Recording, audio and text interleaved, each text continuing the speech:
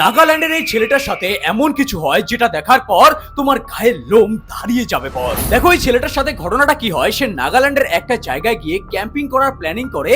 সে একাই ছিল, তাই সে সেখানে গিয়ে সবকিছু রেডি করে ফেলে।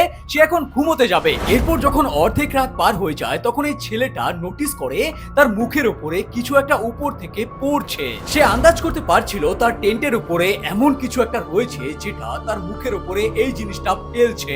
তবে মানতেই হবে এই ছেলেটা অনেক বেশি সাহসী ছিল। সে পটাকসে তার ক্যামেরা অন করে আর ওই জিনিসটার ভিডিও রেকর্ড করা শুরু করে দেয়। কিন্তু ওই ভিডিওতে একটু পরেই যা রেকর্ড হয় সেটা দেখার পর ভূতবালা বিবেক ভয় পেয়ে যায়। আর তুমি কে ভাই? ভিডিওটা দেখো আর ভয় পেলে কমেন্টে অবশ্যই জানাও। আর ভিডিওটা শেয়ার করতে ভুলবে না তোমার সেই বন্ধুদের কাছে যারা রাতের বেলায় বাইরে ক্যাম্পিং করতে ভালোবাসে।